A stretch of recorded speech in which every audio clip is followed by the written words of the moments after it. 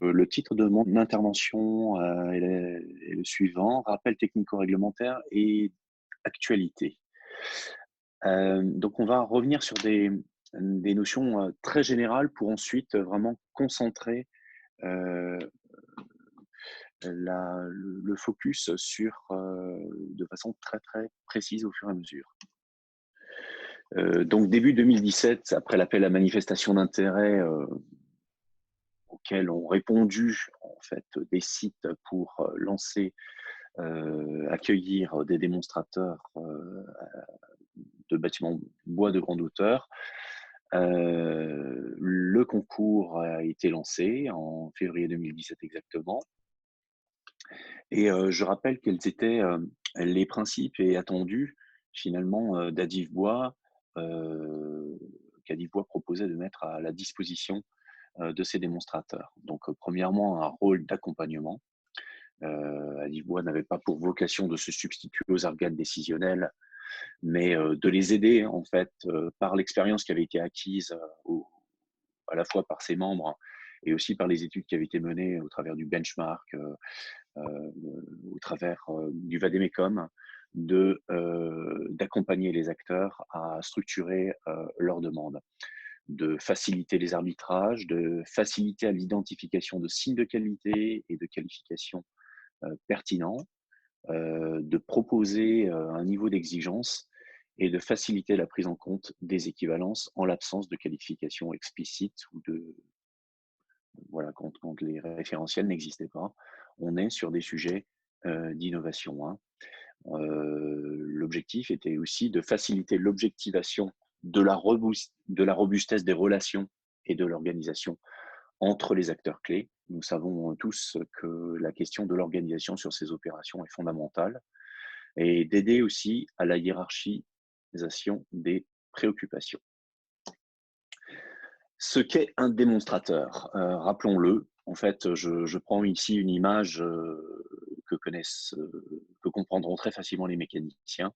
En fait, vous avez un diagramme déformation contrainte, voilà, qui est assez connu. Alors, vous verrez comment je l'utilise, c'est une forme de métaphore.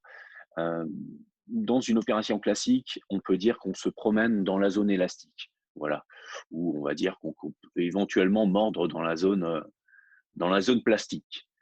En revanche, dans une opération démonstratrice, on franchit des caps significatifs dans le niveau de difficulté, que l'on aborde. Et en l'occurrence, je pense que l'on peut dire qu'un démonstrateur dépasse la zone élastique, entre de toute façon dans la zone plastique et la franchit pour se trouver dans la zone d'écrouissage euh, au moment même en fait où on risque d'arriver à la rupture du matériau. Donc un démonstrateur présente la possibilité de mise en tension extrême des systèmes avec, par analogie, donc, subsistance de déformation irréversible. Et si on peut, on va dire, faire encore une autre analogie, un démonstrateur permet d'acquérir une haute limite élastique. Et les acteurs qui sont en place sur ces opérations s'en rendent compte. Et on pourrait dire que, en abscisse, ce qui sépare une opération classique d'une opération de type démonstrateur, c'est finalement l'apprentissage. Petit rappel aussi, la construction est un acte responsable. Tout ce qu'on se dit ce matin, on le rappelle, on l'a rappelé dès les premiers contacts avec les acteurs que vous êtes, mais on continue à le rappeler parce que tout ça est très fondateur et est très structurant pour tout ce que nous faisons. La construction est un acte responsable, donc je vous ai présenté ici un extrait de l'article 1792 du Code civil qui fonde qu'en fait la présomption de responsabilité des constructeurs et donc dont ils ne peuvent s'exonérer que via la démonstration de l'intervention d'une cause étrangère, repose en fait sur la plupart des acteurs que vous êtes, qui sont donc, contrairement au droit courant, tous présumés responsables. Alors je fais un focus, hein, sur les différents articles qui suivent. Vous pourrez les lire, à part, mais globalement, en fait, sont désignés comme responsables par défaut les architectes, les ingénieurs et maîtres d'œuvre, les entrepreneurs techniciens ou toute autre personne liée au maître d'ouvrage par un contrat de louage d'ouvrage, ainsi que toute autre personne qui, bien qu'agissant en qualité de mandataire du propriétaire de l'ouvrage, accomplit une mission assimilable à celle d'un locataire d'ouvrage. Alors, les constructeurs de maisons individuelles, c'est pas trop notre cas. Les vendeurs en VFA, après achèvement d'un ouvrage qu'ils ont construit ou fait construire. Les fabricants d'éléments pouvant entraîner la responsabilité solidaire EPERS, hein, traduit sous la forme d'un acronyme, de l'acronyme EPERS. Les vendeurs d'immeubles à construire, les promoteurs, les vendeurs d'immeubles à rénover.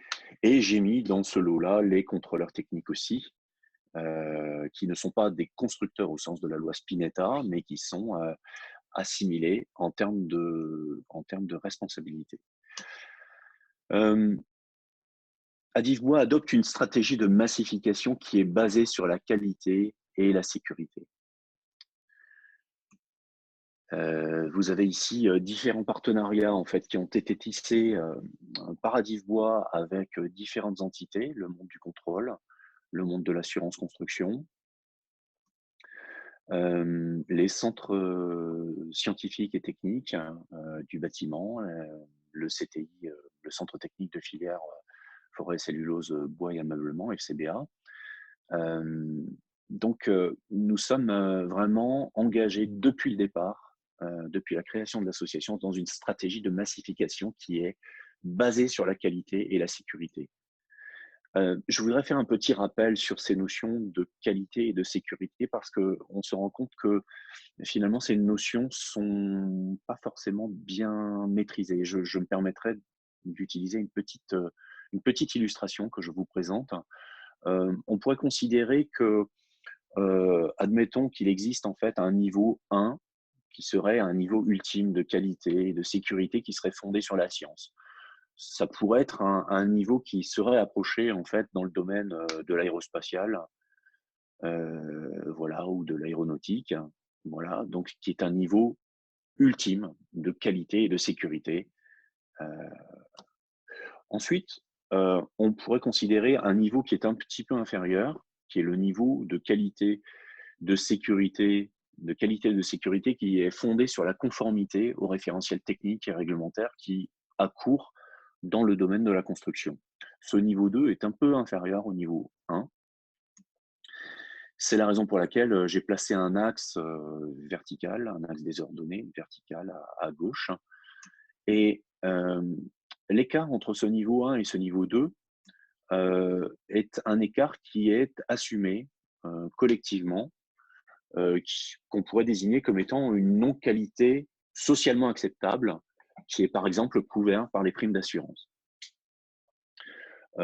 qui permet d'ailleurs de gérer, on va dire, l'écart entre le niveau 1 et le niveau 2, sachant que le niveau 1 présente voilà, des faisabilités économiques qui sont liées au monde de l'aérospatial et de l'aéronautique. Le niveau 2 connaît un niveau de qualité qui est adapté aussi à des conditions de marché.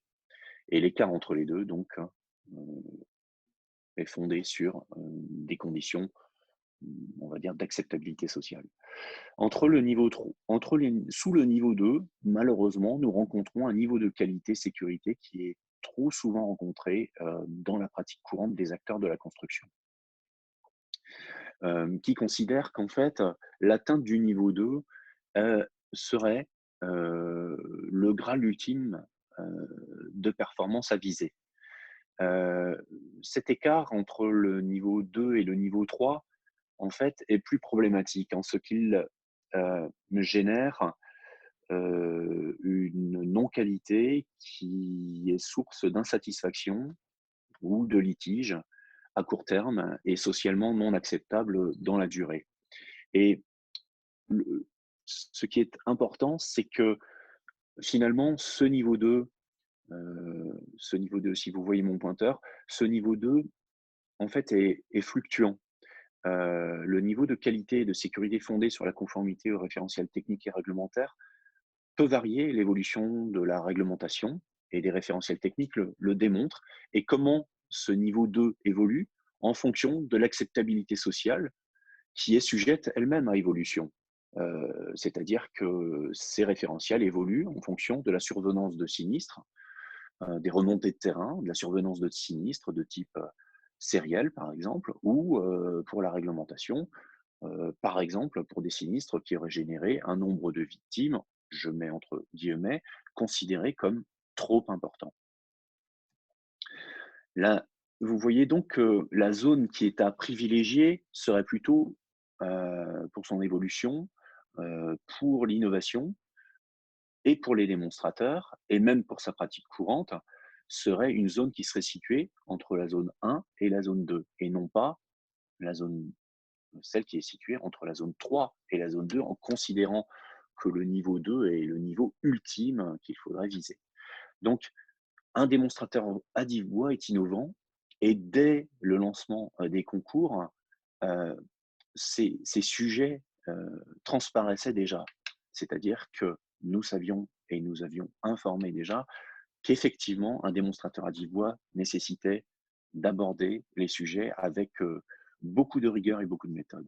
Donc voilà, j'espère que cette, illustration, vous aura, permis de comprendre certaines prises de position aussi de l'association. Voilà, donc je vous montre ce ce tableau aussi qui est disponible, qui est une version ancienne en fait que j'affectionne, de mon côté parce qu'elle montre qu'il existe une différence entre un domaine traditionnel et un domaine non traditionnel. Voilà et qui cite en fait des référentiels techniques, au regard de leur reconnaissance vis-à-vis, du monde de l'assurance, hein, et qui est disponible bien entendu sur le site de l'agence qualité construction, qui nous fait le plaisir d'ailleurs de participer aussi en tant qu'auditeur à ce webinar. Donc, hem, ce que je veux dire par là, c'est que nous sommes, véritablement dans une dynamique de d'amélioration continue. Vous connaissez peut-être cette figure qui est ce qu'on appelle une roue de Deming, qui est régulièrement utilisée dans le monde de l'industrie. L'idée, c'est de conduire à la traditionnalisation progressive de ce qui était innovant, et c'est donc de construire méthodiquement ce que l'on appelle dans le jargon normatif l'expérience reconnue et réussie. Alors, j'en ai fini là pour, on va dire, de de planter le décor au niveau, des rappels technico-réglementaires. Vous avez vu, c'était assez général, mais après ça se décline de façon très concrète, et Emmanuel va nous l'indiquer. En ce qui concerne les éléments d'actualité, j'ai plusieurs diapositives à vous montrer. Donc premièrement, alors, je vous ai mis à l'écran, il ne vous a pas échappé qu'il y a eu, la publication du TTU 31.2 en mai 2019. Ça fait un an, mais je sais que si certains n'ont pas des outils de veille technico-réglementaire à jour, ils peuvent être passés à côté de cette information. Qu'il existe sur le site du Codifab une notice d'utilisation simplifiée, en fait, qui donne les écarts qui peuvent exister entre le DTU 31.2 de 2019 hein, et celui qui prévalait avant de 2011. Donc, je vous invite vraiment à consulter ces documents.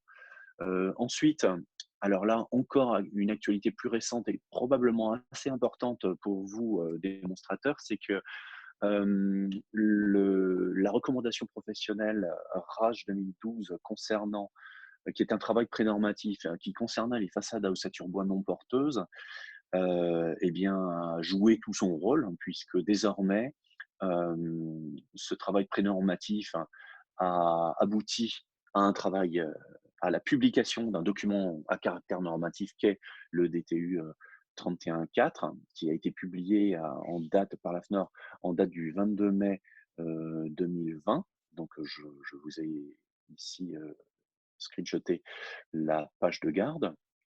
Donc très important, bien en prendre connaissance. Son domaine d'emploi, en revanche, est limité à 28 mètres de hauteur, donc attention aux limites du domaine d'emploi pour vos démonstrateurs.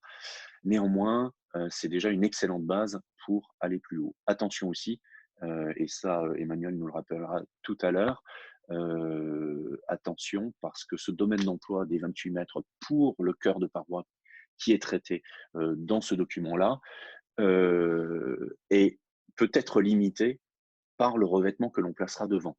Voilà. Donc, c'est pas un DTU revêtement, c'est un DTU support de revêtement.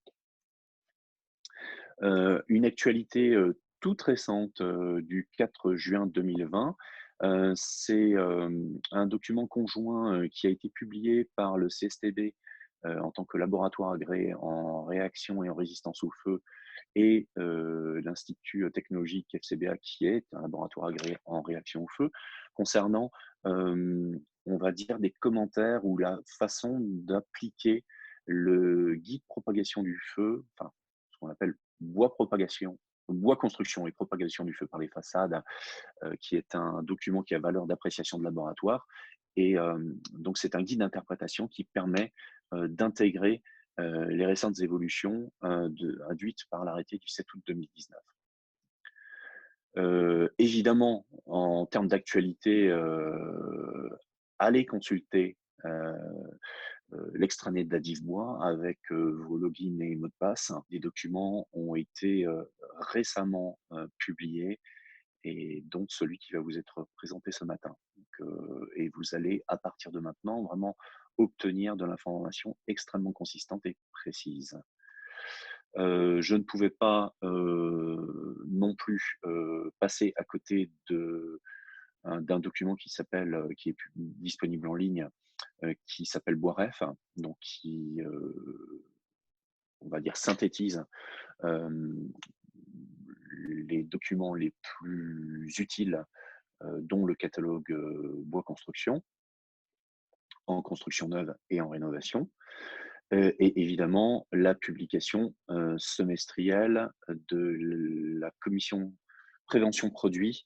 Alors, je n'ai trouvé sur le site ce matin, peut-être que j'ai mal cherché, mais nous sommes début juillet. La publication semestrielle de juillet ne doit pas tarder, je pense, à être publiée. C'est aussi un document absolument capital pour structurer toutes vos démarches.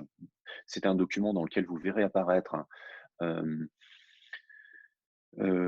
schéma que je vous ai montré tout à l'heure voilà, sur la distinction entre les techniques courantes et les techniques non courantes.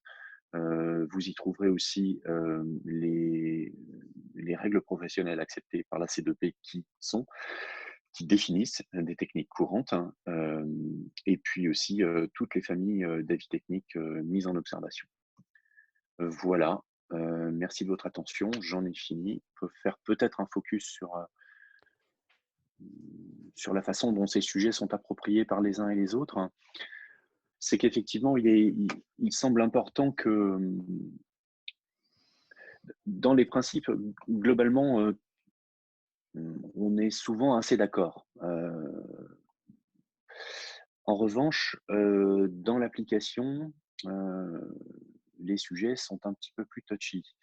En l'occurrence, on s'est rendu compte, alors je ne l'ai pas dit ouvertement, mais par exemple, les notes d'Adivebois sur la question, sur les questions de sécurité incendie, par exemple, relevaient très précisément des principes d'adoption on va dire, des bonnes pratiques qui se situaient entre le niveau 1 et le niveau 2. Donc, voilà par exemple un exemple d'application de ce principe qui est adopté par l'association. Il y a un autre élément qui m'a semblé important au contact des démonstrateurs, c'est que euh, lorsque l'on avait c'est survenu sur l'un des démonstrateurs, donc je voudrais quand même partager cette expérience à tout le monde. Euh, le contrôleur technique, lorsqu'il formule un avis favorable, n'exonère pas la responsabilité de l'ensemble des autres constructeurs qui sont présumés responsables. Donc, le réflexe qui est adopté, qui consiste à penser que lorsque le contrôle leur technique donne un avis favorable, tout va bien, disons que, ce n'est pas tout à fait le cas. Le contrôleur technique n'a pas pour vocation d'être le censeur, des bonnes ou des mauvaises pratiques. Il a un contrat, qui lui est confié, qui est un contrat de mission de contrôle qui relève de la norme NFP 03-100, modulo quelques évolutions, on va dire, contractuelles entre le maître d'ouvrage et lui-même. Mais le fait qu'il donne son accord n'exonère personne, hein, de sa responsabilité. Donc ça, c'est un sujet que, donc en l'occurrence, par exemple, lorsqu'on est en face d'une technique non courante, qui aurait été retenue, par l'équipe après avoir fait le travail de diagnostic, heu et qui, d'un commun accord avec les acteurs, serait acceptée, il s'agit quand même de gérer toute la question, de la continuité de la chaîne assurantielle entre tous les acteurs. Donc, on avait, bien précisé ça, lors de nos échanges avec, certains démonstrateurs, même avec tous. C'est important, heu, de savoir que si vous adoptez une technique non courante, et je vais juste afficher à l'écran, ce qu'est donc, un rappel de ce qu'est une technique non courante. Donc, ce qu'est une technique non courante, c'est donc une technique, qui ne relève pas du domaine traditionnel. Donc, ce n'est pas un procédé.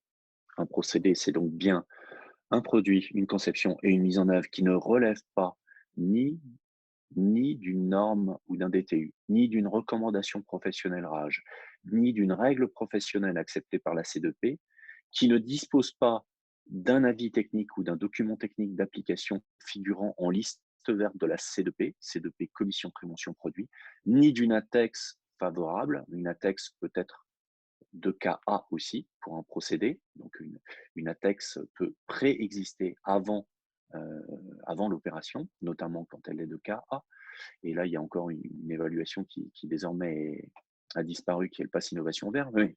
Donc, qu'on soit bien clair, tout procédé qui ne relève pas de cette catégorie-là relève de la technique non courante. Et donc, il est possible, tout à fait possible pour les acteurs d'utiliser ces techniques non courantes pour peu qu'ils les aient bien identifiées et qu'ils engagent des justifications au travers d'une évaluation soit seulement technique, soit technique et réglementaire, entre acteurs de chantier, ok, c'est tout à fait possible, mais il s'agit absolument de bien gérer la question assurantielle. Une technique non courante est assurable, elle est tout à fait assurable pour peu qu'elle ait été préalablement acceptée par l'assureur et voire même par les assureurs qui sont impliqués dans l'acte de construire. Vous avez vu l'étendue du caractère constructeur au sens de la loi Spinetta du terme. Voilà. Donc, c'est tout à fait possible, mais il faut effectivement s'en assurer. Sinon, il faut revenir vers des techniques courantes qui, elles, sont assurées par défaut à concurrence de l'activité. Voilà, un charpentier, qui n'est pas couvert pour des activités de couverture, par exemple, n'est par dé même s'il réalise de la technique courante, n'est par défaut pas, couvert pour réaliser des activités de couverture et à concurrence aussi de certains montants d'opérations. Donc vigilance, hein, si jamais, voilà, cette assurabilité ne s'obtient pas, par ce biais-là, en fait, il faut impérativement, en technique non courante, il faut impérativement aller vers des évaluations et c'est pour ça qu'on rencontre parfois, heu, qu'on est parfois contraint, heu, mais pas toujours, hein, contraint d'aller vers des ATEX de KB en l'occurrence.